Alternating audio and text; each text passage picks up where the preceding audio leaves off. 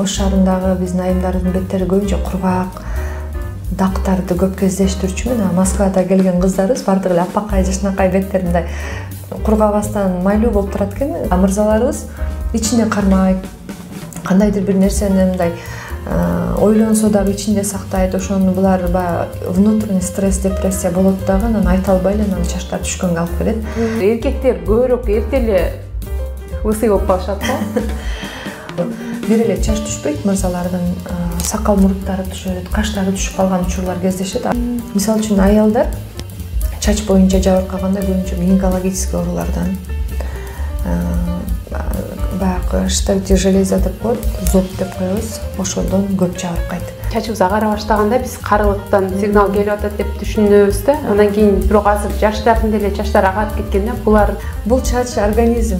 Бул чачты биз мындай жөн эле коюп койгон менен организмде мисалы үчүн кандай байланышы бар? Биз ойлонгондо стрессти бир күндө, 2 күндө чыга турган оору эмес бул. Бул билинбей 1 жылдап, 3 жылдап, 5 жылдап жүргөн деле айымдар, мырзаларыбыз бар да.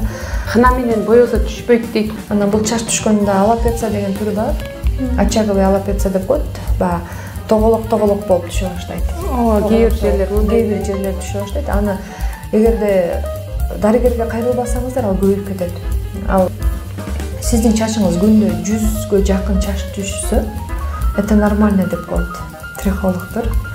Азыр салондордо бул баш чачын араларына укол сайып арылап атканын көп жарнама кыла баштады да. Бул кандай метод?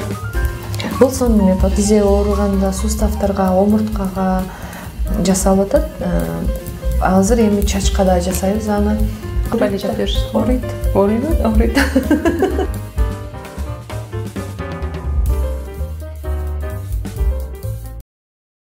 Урматтуу менин YouTube каналымдын көрүүчүлөрү жана катталуучулар, бүгүн сиздердин алдыңыздарга алып чыга турган дагы менин бир маектешим бар. Ал косметолог Кумара Саттарова менен бүгүн биздин сулуулугубузга дагы бир сулуулук кошуп турган чач жөнүндө маек кылбакчыбыз.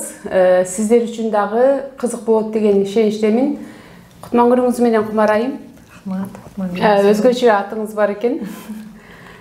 Кумар айым, айтсаңыз, азыркы күндө сулуулук салондор аябай көбөйдү да. Сулуулук салондордо көрсөткөн кызматтын түрү көбөйдү, косметологдор да көбөйдү. Сиз өзүңүз косметолог катары косметологду кантип тандайт элеңиз?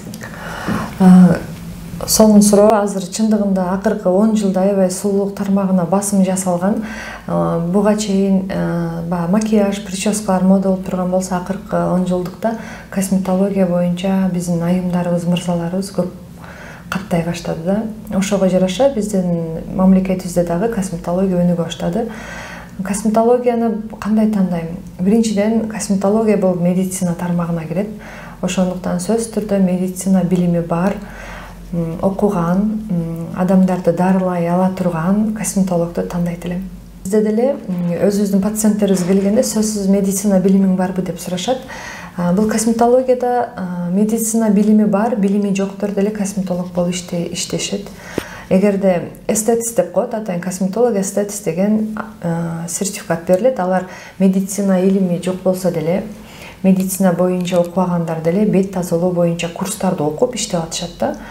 Кээбирки ошол окуган кыздарыбыз мындай өзүнүн нар жагынан аябай күчтүү болуп, чисткага аябай жакшы кызыгып, массажды кылган кыздарыбыз жакшы иш алып бараткандарын көрөбүз. Ал эми кээ бирде медицина билими болсо деле, ошол ишти өзү кызыкпай, жакшы алып бара албагандар деле кездештиребиз. Бирок бизге аябай көп суроо келет. Ар бир келген ар бир пациентибиз сенин медициналык билимиң барбы деген суроону, крем барбы дегенде эле сурап калган учурда азыр анан талаптарды коюшат. Анан биз өзүбүздө билим бар үчүн билимибиз бар деп айта алабыз. Анан билими жоктор, анда алар айтат, мен окуган эмесмин медицинаны, бирок ушу косметология боюнча курстарды окуп, косметология эстетист деген сертификат алганмын деп алар бет тазалоо, жеңил гана эстетикалык сулуулукту да, мындай жеңил пилингтерди кылбайт, маскаларды коет, массаждарды кылганды бул косметолог эстетист болуп иштеп аткан кыздарыбыз бар азыр. Пилингти дагы медициналык билим керекпи? Билим сөз керек пилингке деле. Себеп дегенде бул пилинг кислота болот, Пилинг бул шелушение беттердеги тырыштарга, баягы атайын безеткилер чыккан калып калат, тактар, ошолорду кетиргенге биздин косметологдор дайыма пилинг иштетебиз. Ошолгону дагы кожанын структурасын көрүшүбүз керек да. Балким ал кожага биздин бетибизге пилингдин кереги жоктур. Себеп дегенде ошол мезгилде вовремя пилингде кызарып гной болуп аткан болсо ага пилинг кылыштын кереги жок. Аны дарылаш керек сөзсүз түрдө.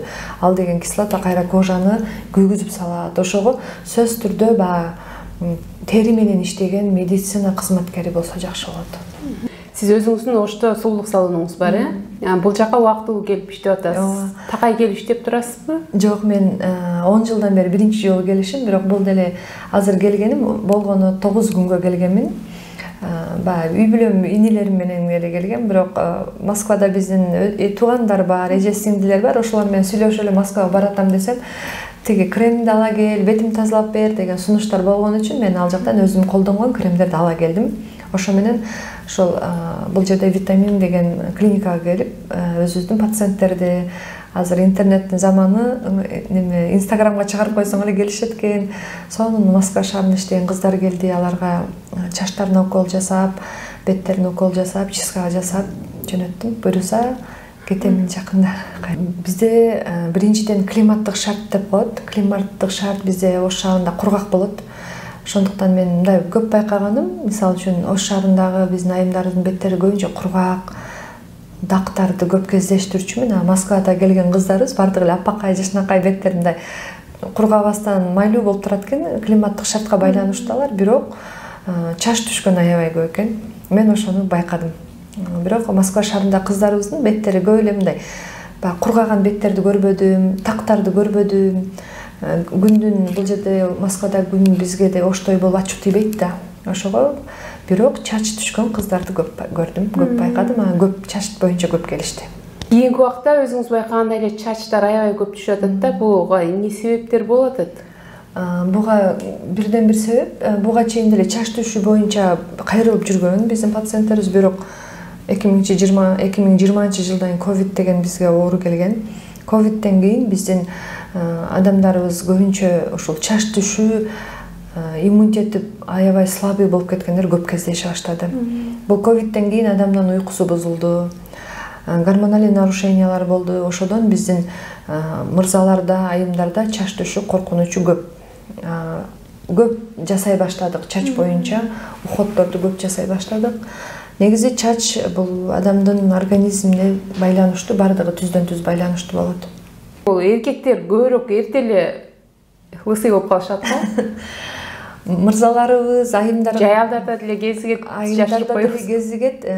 Бизде мындай айымдарда биздин чачтарыбыз узун да, чачы суюлуп кетсе деле түйүп байлап алсак билинбей жүргөндөр убакыттар кездешет да, бирок терилери көрүнүп калып, бул жактары көрүнгөндөр бар. Мырзалардын чачы кыска үчүн түшкөндө эле уже тери көрүнүп калат да. Анан дагы бир медицина боюнча караганда бул айымдарыбыздын менен мырзаларыбыздын гормондору эки башка иштейт. Өзүңүз билесиз, биздин айымдарыбыз аябай эмоциональный болобуз, бир нерсе кап болсок билдирип алабыз, ыйлайбыз, биз ичибизден нерсени чыгарып салабыз да. Мырзаларыбыз ичине кармайт, кандайдыр бир нерсени мындай ойлонсо дагы ичинде сактайт. Ошону булар внутренний стресс, депрессия болот дагы, анан айта албай эле анан чачтар түшкөнгө алып келет. Негизи чач түшкөн боюнча айтсак, бул чач түшкөн биздин организм менен түзмө-түз байланышта болот. Чачтын түшкөнүнүн бирден бир себеби биздин иммунитетибиздин слабый болгону, иммунитет начар болгондо, бизге витаминдер жетишпегенде, гормондордун бузулушунан бул чач түшкөнгө алып келет. Негизи бул чач деле бул организм дагы көп түшөт дедиңизби? Стресс, адам стресс алганда мындай шок алда же мындай капалуу жүргөн убак болот да, буну менен чачтын кандай байланышы бар? Бул чач организм, бул чачты биз мындай жөн эле коюп койгон менен организмде мисалы үчүн кандай байланышы бар? Биз ойлонгондо стрессти бир күндө, 2 күндө чыга турган оору эмес бул. Бул билинбей 1 жылдап, 3 жылдап, 5 жылдап жүргөн деле айымдар, мырзаларыбыз бар да. Алар адам стресс болуп, депрессия болгондо иммунитет түшөт, гормондор бузулат, уйку качат, мисалы өзүбүздө деле болот.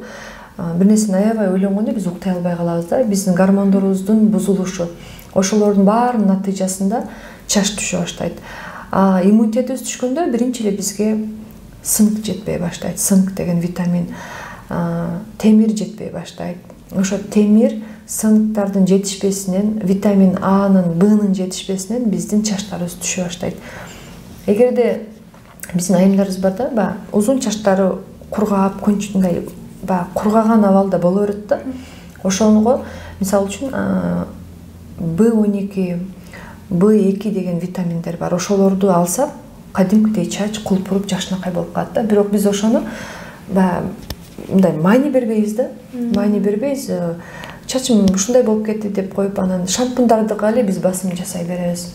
Шампун ала беребиз, маскаларды кылып атам дейбиз. Бирок маска, шампун деле жакшы, өзүнүн типке жараша колдонгон, бирок основной баардыгы биздин ички организмибизден зависит этет. Мисалы үчүн аялдар чач боюнча жабыркаганда көбүнчө гинекологический оорулардан, баягы штагти железа деп коет, зоб деп коебуз, ошодон көп жабыркайт. Анан ошодон эле гормондор бузулат. Гормондор бузулганда биздин чачтарыбыздын структурасы дагы бузулуп кетет да. Эркектерибиз болсо көбүнчө ошо стресс, депрессия, витамин жетишпегенден мырзаларкы түшө баштайт. Мырзаларкы ошо чач кыска болгон үчүн сразу билинет. Анан бул чач түшкөндө алапеция деген түрү бар. Очаговый алапеция деп коет. Тоголок болуп түшө баштайт. Кээ бир жерлер мындай. Кээ бир жерлер түшө баштайт. Аны эгерде дарыгерге кайрылбасаңыздар, ал көбөйүп кетет. Ал бир эле чач түшпөйт, мырзалардын сакал муруттары түшө берет, каштары түшүп калган учурлар кездешет. Азыр андай чачтар аябай көп, чындыгында көп. Москва шаарында эмне үчүн чачтар көп түшөт деп ойлоп көрсөм, сууда хлор бар, ал менен баш жуулат. Кээде тамактарыбыз баягындай азыркы даяр тамактарды көп жешет, фастфудтарды көп жейт, газировканы ичет. Булардын баардыгы бири-бирибизге байланыштуу, түздөн түз бизди картаюуга алып келет да. Картайганда уже чачтар түшө баштайт. Эгерде сиздин чачыңыз күндө 100га жакын чач түшсө, это нормально деп коет трихологдор. Бул жакшы эле көрүнүш. Эгерде 100дөн дагы көп түшүп аткан болсо, анда бул оору. Ашыкча чачтын фолликулалары кармалбай калды терибизде. Кармалбай, ал өзүнүн баягы бекемдүүлүгү жок болуп калат да, күн көрбөгөн эле чөптөй болуп эле ак өзөктөй болуп түшүп кала берет. Ал деген биздин ошо терибиз, организмибиз биздин чачты бекемдей албай калган болот. Азыр салондордо бул баш чачтын араларына укол сайып даяп атканын көп жарнама кыла баштады да. Бул кандай метод? Бул сонун метод. Биз деле жасайбыз. Мен өзүм лично жасаймын. Пациенттериме аябай жакшы таасир берет. Мисалы үчүн ошо мезотерапия волос деп коет, атайын чачтардын лечениясы. Булар көп фирмаларда аябай көп. Аябай ачуулары дагы бар. Ачуу местери бар. Бул витамин да, комплекс витамин болгон үчүн буларда 12-14 чейин витаминдер болот. Жанагы ампуланын ичинде витаминдердин курамы болот. Ошо витаминди алып жүргөнбүз, бул ачуу болот аябай. Ошол эле сыяктуу башыбызга сайганда да аябай ачуу болот. Анан өзүнүн линиясы бар. Ошо башыбызга кээргилер суроо берип келишет. Анан ойлойт экен да, витамин саям десең, келсе эле бир точкага эле витамин сайып коет деп ойлойт экен да. Мындай бир эле сайып коесузбу дейт да. Жок, андай эмес деп түшүндүрөм да. Ал деген могу линия боюнча кетет да, ошондо бир башка бир 100-200 болуп сайылат. Баштын бардык жагына сайлабычы, бир мындай бардык жагына сайлат. Бардык жагына сайлат. Уже ал витамин сайганыбызда эле чачтардын фолликулаларына моментально жакшы жардам берет. Монтип сайганда оорубайбы? Унчукпай эле жата беришсиз. Ооруйбу? Ооруйт. Ооруйт. Анан неме келгенде мынтип келишет да. Инстаграмдан көрсөк, жөн эле жатты го дейт да. Анан ушунчукпай эле жатат да. Анан мен ойлойм да, эчтеке болбойт окшойт. Мындай оорутпай турган дары сүйкөп сеп. Негизи дары сүйкөө чачка сүйкөгөнгө болбойт. Чач аябай көп болот. Анан дары ичирип коебуз, биз болюш ичиребиз, бирок бул деле адамдын чувствительностьтан болот экен, организмден. Кээ бир пациенттерибиз сезбейт. жакшы эле деп эле турат. Кийинкилер аябай мындай ай деп оорутуп ушундай болду да. Көбүнчө мырзаларыбыз чыдай албайт. Биздин аял заты чыдамдуу болобуз. Аял заты чыдап, кичине болсо да чыдайт. Анан мырзалар аябай мындай болду деп колуму дагы мынтип алып салган учурлар болот да. Эмнеге могул төө көп түшөт, айрыкча чач могул жактары жүрөт дагы ушу көпчүлүктөн ушу байкайм да төбө деген бул деген башыбыз эки бөлүктөн турат. Горячий жана холодный болуп бөлүнөт да. Чач башы өзү горячий болгондо ушул кулактан бөлүнөт да. Бул жагы ысык, бул жагы муздак болот да. Чачты боёгондо деле сразу эле бул жактан боёгон болбойт да. Себеби бул жактын өзүнүн температурасы бар да, тез күйүп кетет чач. Ошол сыяктуу эле бул жакта чачтар бат түшөт. Бул жака кечирээк түшөт да. Бирок мен Instagram баракчамда турат, бул жерден деле түшкөндөр бар. Бул эми организмден зависит эткен да. Чачты боёгондо бул жактан баштап боёш керек турбайбы да? Негизи ушул жактан боёйт чачты боёгондо. Ошол уколдорду, витаминдерди алардын астында даярданып келиш керекпи? Же анализ тапшырып, же анализ тапшырышат көп эле. Бизге кайрылганда сөз дарыгерге кайрылаардан мурда анализ менен келишет. Же биз өзүбүз жөнөтөбүз, атайын грибокко жөнөтөбүз. Грибок болот. Кээ бирки айымдарда, мырзаларда паразиттер баягы ичегирде курттар болуп калат. Щитовидкада ошо баягы зоб болуп, андан дагы немелер, нарушениялар болуп калат. Аны сөзсүз биз анализге жөнөтөбүз. Ошонун натыйжасында укол саябыз да. Анан бул мезадан сырткары азыр плазма терапия деген да чыккан. Чачка сайлат. Плазма терапия бул өзүбүздүн каныбыздан алып туруп, центрофугадан канды моментально 10 минутада плазмасын бөлүп берет. Өзүбүздүн каныбыздын плазмасы. Это сыворотка. Ошону азыр биз башка чачтарга жасап атабыз. Бул өзүбүздүн каныбыз эч кандай реакция бербейт. Аны бетке жасачу элеби? Бетке да жасалат. Тизе ооруганда суставтарга, омурткага жасалып атат. Азыр эми чачка да жасайбыз аны. Ал биздин өзүбүздүн каныбыз эч кандай реакция бербейт. Мисалы үчүн кээ бирки биздин ал эмнеге жардам берет?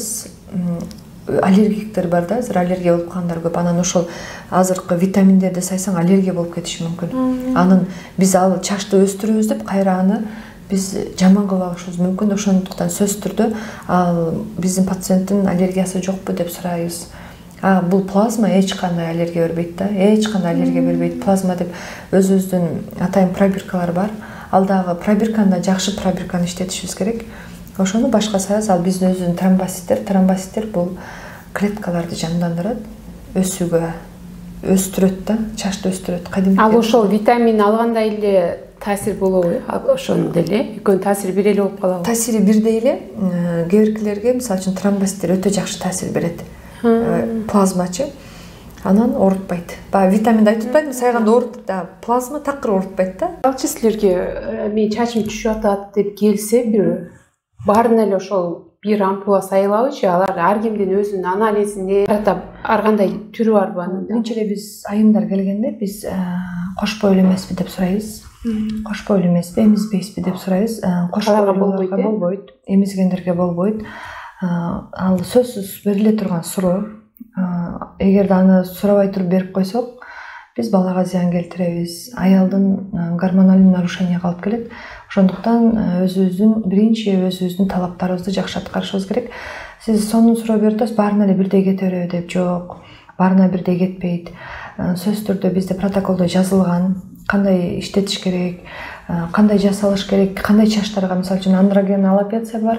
Андроген аллопеция деген бул болезнь эмес, бул чачтардын гана суюлушу да. Очаговый аллопеция деген бул тегерек болуп түшүп калган да, бул уже оору, болезнь бул.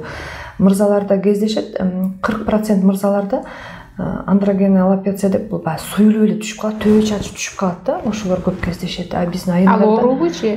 Ал оору эмес, ал генетикадан, иммунитети слабый болгондон, гормоналдык нарушениялардан түшө баштаган.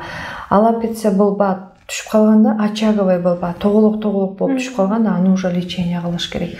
Бирок экөөнү тең мезотерапия, плазма терапия жасаса болот. Биз чачтарды бекемдеп алып калабыз да.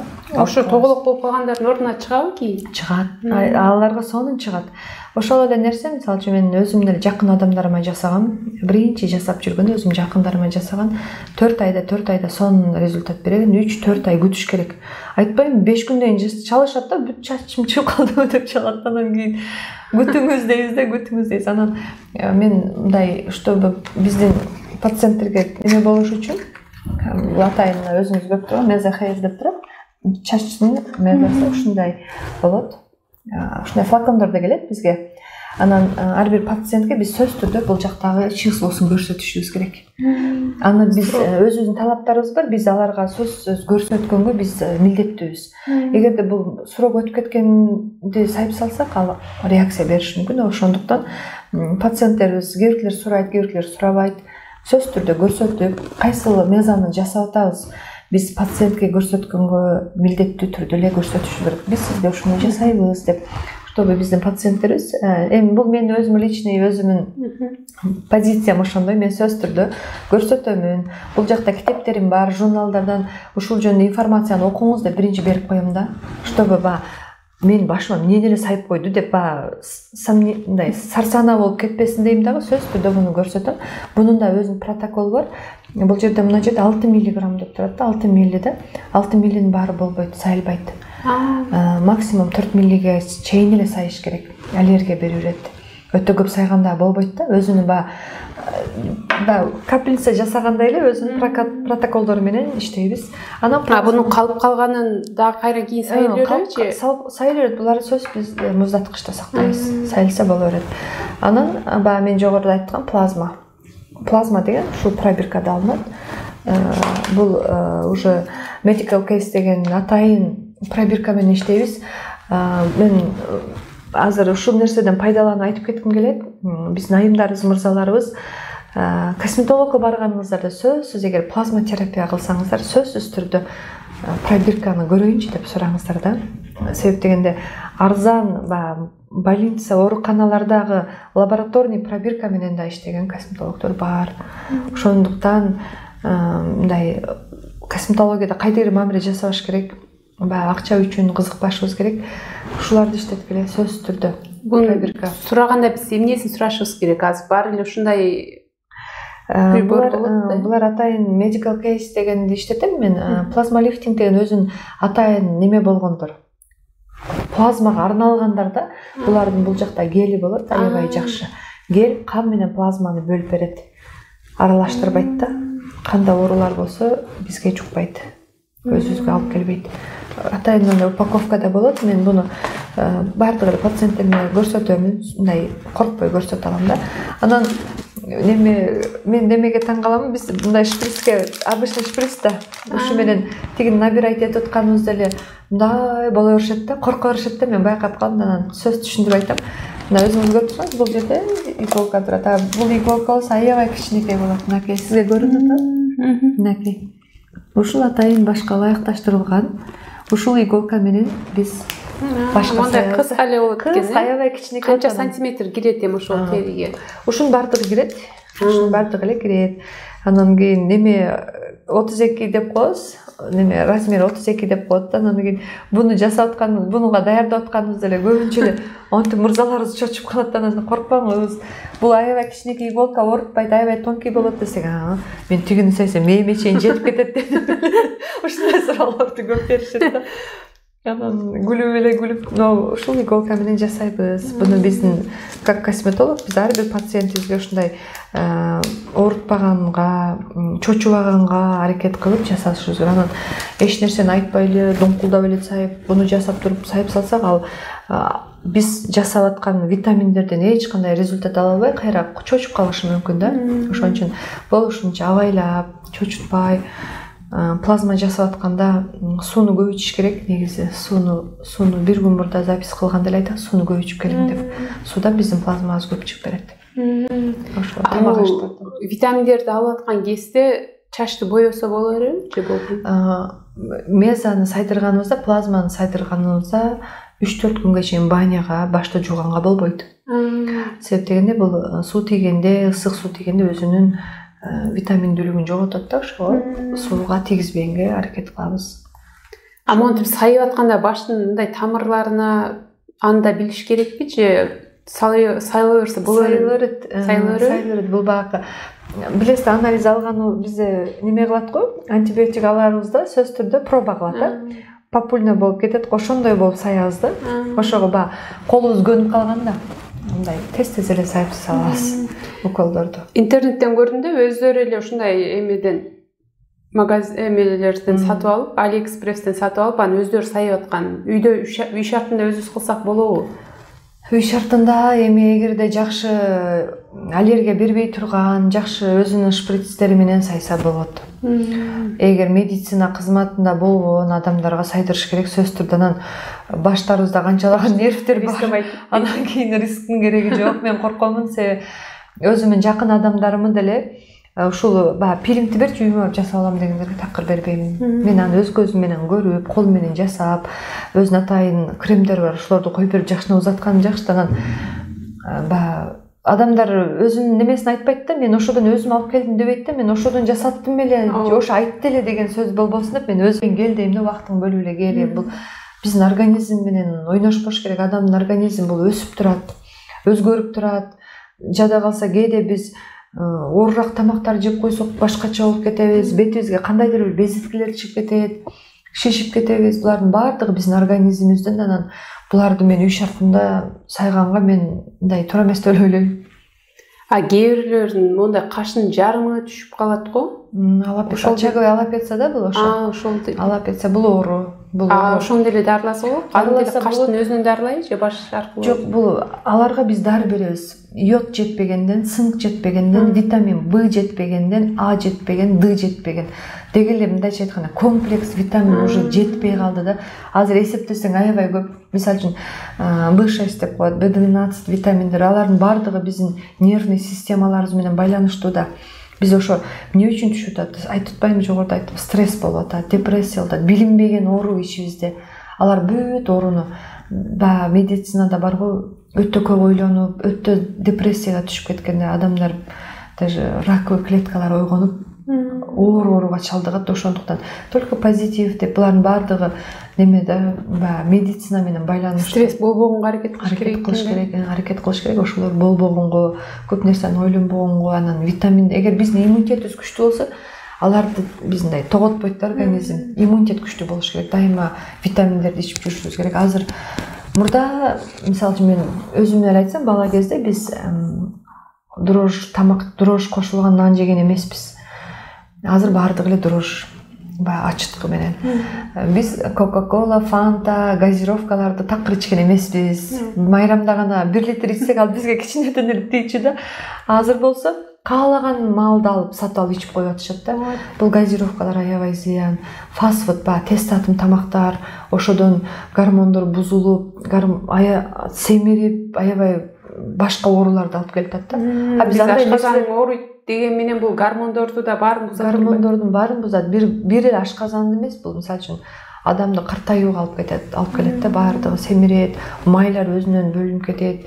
Биздин кишечниктерибиз, ичибизде курттар баардыгы эле бул чачка эле эмес, баардык эле нерсебизге таасир берет. Картая баштайбыз, тырмактарыбызга таасир бере баштайт, денебиз, бүт эле нерсебизге бул витаминдин жетишпегенинен, туура эмес тамактануудан биз өзүбүздү кайра ооруга чалдырыптыр алабыз.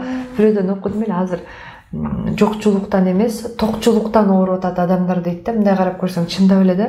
Токчулуктан биз ооруну алып келип атабыз да. Анан моуну алып атканда, мезаны алып атканда ошол эле жетиштүүбү же дагы дары, таблетка, витаминдерди сөзсүз ичиш керекпи? Мындай мисалы үчүн келген пациенттерибизди дарылайбыз да. Таблетка беребиз, витаминдерди ичет, ал дагы болбосо уже уколдорду жазабыз.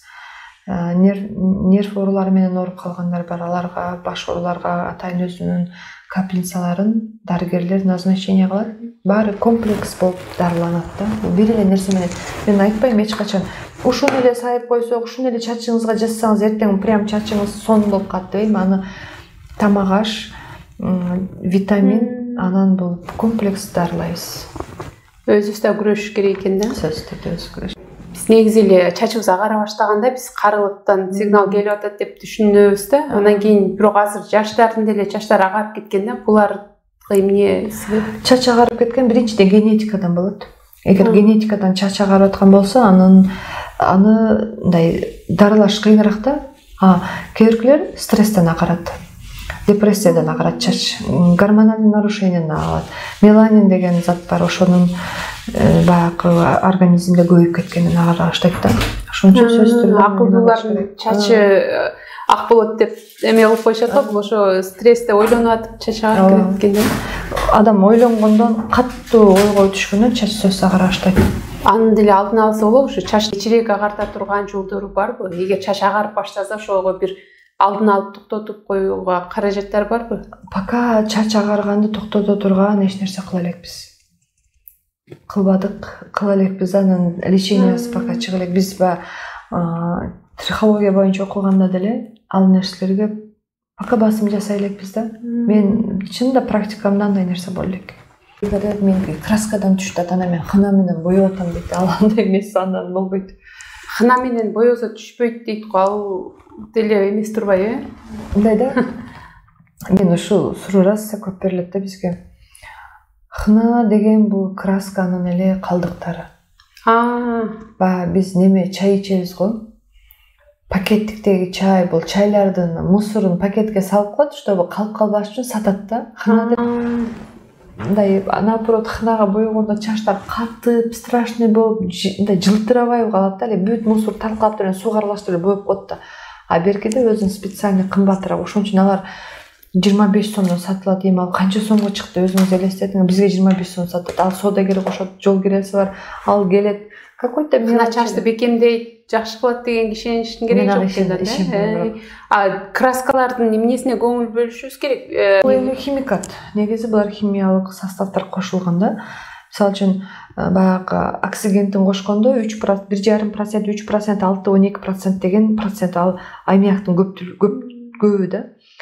Аны канчалык көп койсоңуз, чачыңыз баягы аппак болуп күйгүзүп берет да, чачтарды күйгүзгөнгө иштетет да. Канчалык ошонун проценттин көптүүлүгүн иштесек, биздин чачтарыбыз катуу болуп калат. Мына өзүбүздүн чачыбызда кератин болот да, өзү жылмакайлыкты жок кылып коет да. Ошого боюнда бардагы аялдарды боегула деп айткым келет. Себеби ошогудан чачтан, краскадан баланын көзү кийин төрөлгөндө аллергия болуп калышы мүмкүн. Аллергик болуп төрөлүп калышы мүмкүн. Керки балдарыбыз одышка болуп калат. Ушулар бүт химикаттардан да. Биз өзү негизи мындай чачка внимание бербейбиз да. Жөнөкөй эле нерсе катары көрөрбүз, бирок бул кадимки эле организм. Тырмагыбыз өсүп кетип атса, алабыз. Тырмак ириңдеп атса, биз аябай внимание беребиз го. Бул чач деле ошондой эле нерсе да. Анан байкуш чачтарыбыз, кыргыздардын өз чачтары жакшы да. Жүрө бергөн үчүн внимание деле бербейбиз, өздөрү эле жашынакай болуп өссө эле ушинтип жүрө берет да. Эме дейт го, могул жак эгер маңдай жак түшүп калса, могул жактан алып пересадка жасайт дейт. Ошондой болобу? Пересадка жасап атат. Мен ал боюнча окуган эмесмин, пересадка боюнча азыр, бирок Бишкекте жасап атышат. Турцияда аябай жакшы жасап атышат. Чачты алып, бул жака эгип коет, өсөт да чач. Эгет же клейлеп коебу? Жок, эгет. Ал өзүнүн атайын специально обезболкалар менен жасалат, теринин ичине тамырлууну алып келип, көчөттү өстүргөндөй эле бул жака алып келип туруп көчүрүп коет да, чач өсөт, бирок жакшы. Андан жакшы жыйынтыкка жеткендер бар негизи.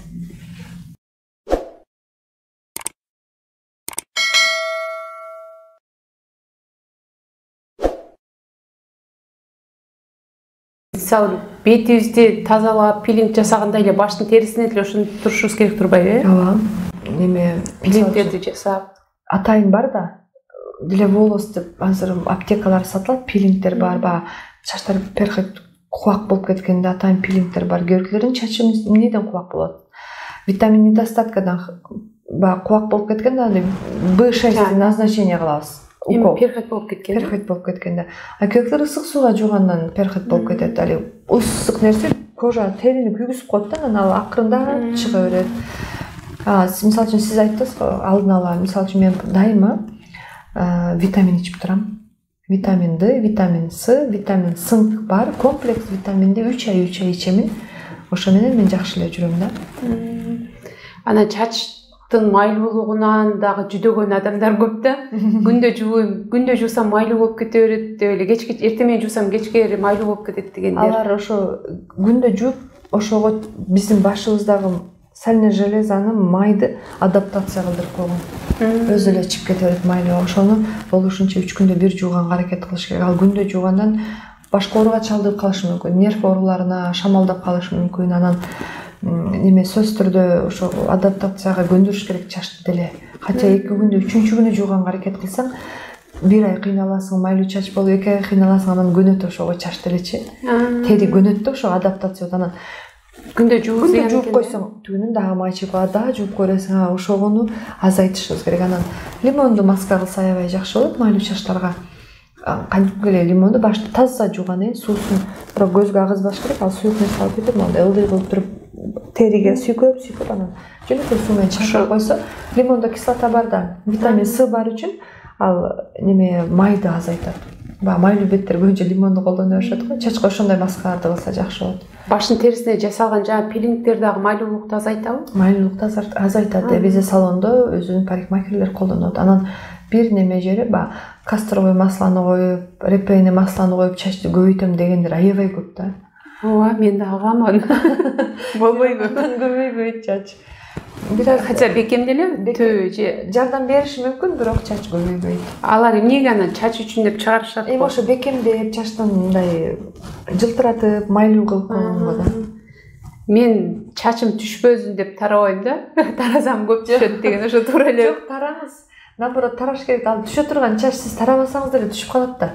Ал тамыр уже бошоп калгандан кийин сиз кармасаңыз деле сиздин жолуңузга элешип деле түшүп калат да. Аны наоборот чачты парикмахерлер, трихологдор айтат, чачты тарагыла дейт. Жакшы тарак менен тарагыла дейт да. Бул тарак дагы бизге массаж берет. Кан айлануу болот тараганда. Мисалы үчүн аябай баштарыбызды массаж кылып койсок, башыбыз кызып, эс алгандай болуп калабыз. Бул деген уже биздин нервтерибизди, клеткаларды ойготот да. Анан жөн эле жата берген жер жөн эле жата берет. Анан мындай гүлдү деле тамырларын жумшартып, сууларды куюп койсок, жакшы нерседен эч нерсе кылбай койсоңуз катчып катып калат. Түбүнө кан жүгүрүш үчүн тарап туруш керек экен да. Тараш керек. Өзүңүз азыр ютубта аябай көп баштын өзүңүздүн домашний уход массаждарды кылыңыз. Алар бүт кан айланууну жакшыртат. Кан айлануу болгондо эле клеткалар ойгонот. Клетка ойгонгондо дене жашарат. Ошентип эле бул биздин организмде өзүбүз бекемдейбиз. Анан биз коркуп элсек, бетти деле мисалы үчүн маска коюшат го бизгилер. Мен көп байкайм. Онтип коюшат да аябай эhtiyаттап. Наоборот, уруу эле коюп коюш керек. Уруу койгондо биздин бетибизде болгон суулар, майлар бул организмге сиңип чыгып кетет. А биз болсо аны эhtiyаттайбыз. Катуу эле кармап, эмне үчүн беттери ылдый түшө баштайт? Бул май суулар болот да, ошолор анан биз ылдый карап иштеп, мындай отуруп, туура эмес отурганда могу жактары чыга баштайт. Аны катуу эле иштете бериш керек. Организмди спорт менен заниматься этсек, жакшы эле болуп калат да. Спортсмендерди билебиз да, баягы май жок, ашыкча суу жок, май жок, мындай денеси мышца болуп. Анан эч нерсе кылбаган ошо эле жаштагы эле мырзаны же аялды көрсөк, алар аябай толуп кеткен, суу менен суулар денебизге отуруп, майлар уже көбөйүп кеткен да. Ошон үчүн спорт менен заниматься этиш керек. Косметология бул спорт менен байланыштуу. Негизи эле не только косметология, медицина биринчи спортта. Ошо бардык айымдарды, мырзаларды өзүңөрдү карап, лимон ичип, лимон кебине жакпайт, бирок лимон иммунитет жакшы көтөрөт. Витаминдерди көп ичип, туура тамактаныш керек. Туура тамактанып, жакшы уктаган дагы өтө жардам берет биздин денебиздин эс алганына. Ошолорду пайдалансак эле биз баарыбыз ден соолукпуз, чың эле адам болобуз. Чоң рахмат, убактыңызды бөлүп менин көрүүчүлөрүмө, катталуучуларыма жакшы кеңештериңизди бердиңиз. Урматтуу көрүүчүлөр, бүгүнкү маегибиз сиздерге пайдалуу болду деп ишенем. Эгер менин каналыма каттала элек болсоңуздар, катталып коюңуздар. Биздин Кумар айымга калуу тилегиңиз болсо, суроолоруңуз болсо, комментарийге жазып коюңуз. Кайрадан көрүшкөнчө саламатта туруңуздар.